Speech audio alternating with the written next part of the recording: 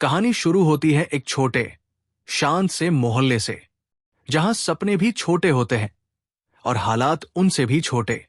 लेकिन उसी मोहल्ले में रहता था आयुष, एक साधारण सा लड़का जिसके पास ना तो पैसे थे ना कोई बड़ा नाम, बस मेहनत करने की ठान रखी थी। उसकी शादी हुई सान्या से। सान्या खूबसूरत थी, समझदार थी, पर उसके दिल में एक कमी थी। उसे पैसा चाहिए था, बहुत सारा पैसा। वो चाहती थी कि उसका पति बड़े घर में रहे, बड़ी गाड़ी में बैठे और दुनिया उसे देखकर कहे कि वाह क्या जिंदगी है। पर आयुष के पास इतना सब नहीं था। उसके पास सिर्फ एक नौकरी थी और उस नौकरी में भी मुश्किल से घर चलता था।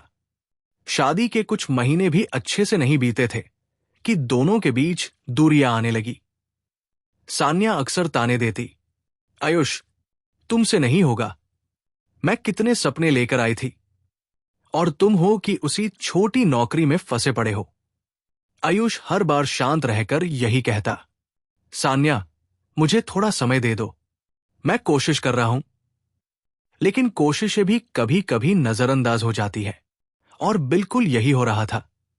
एक दिन हालात इतने बिगड़ गए कि सान्या ने साफ साफ कह दिया, देखो आयुष, मुझे ऐसा पति नहीं चाहिए जिसके पास कोई स्टैंडर्ड ही ना हो। तुम जिंदगी भर ऐसे ही छोटे बने रहोगे और मैं तुम्हारे साथ ऐसे नहीं रह सकती। उसने अपने मायके वालों के दबाव में आकर तलाक की बात रख दी। आयुष टूट गया, पर उसने विरोध नहीं किया, क्योंकि वो जानता था प्यार जब जबरदस्ती में बदल जाए तो रिश्ता सिर्फ मजबूरी रह जाता है।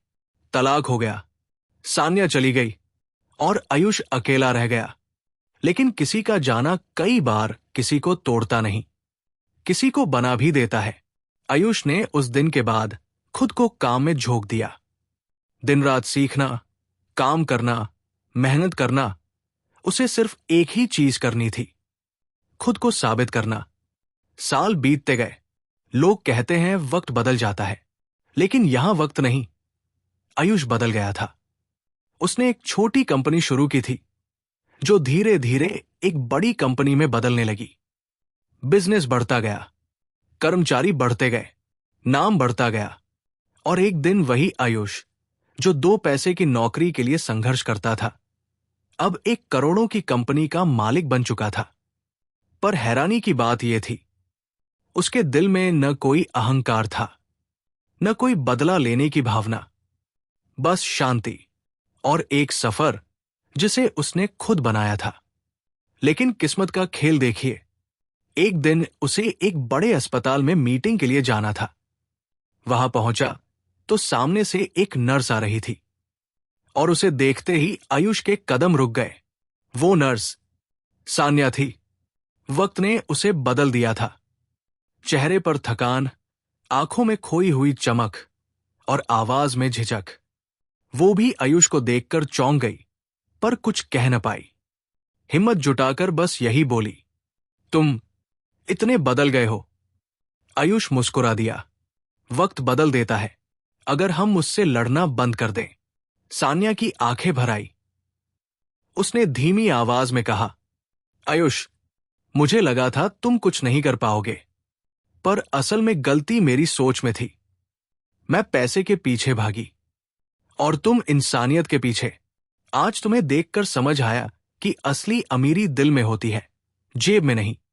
एक पल के लिए दोनों के बीच खामोशी छा गई, वो खामोशी जो हजारों बातें कह रही थी।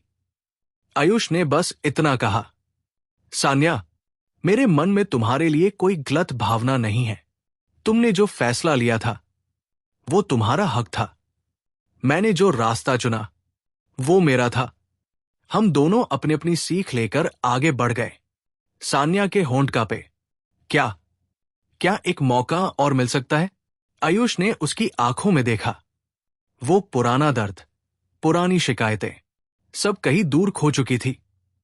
उसने मुस्कुराते हुए कहा, सान्या मैं आज जहां हूं वहां पहुंचने के लिए मुझे दर्द, अकेलापन, संघर्ष सबकी जरूरत थी। और ये सफर उस आदमी ने पूरा किया है जो आज तुम्हारे सामने खड़ा है।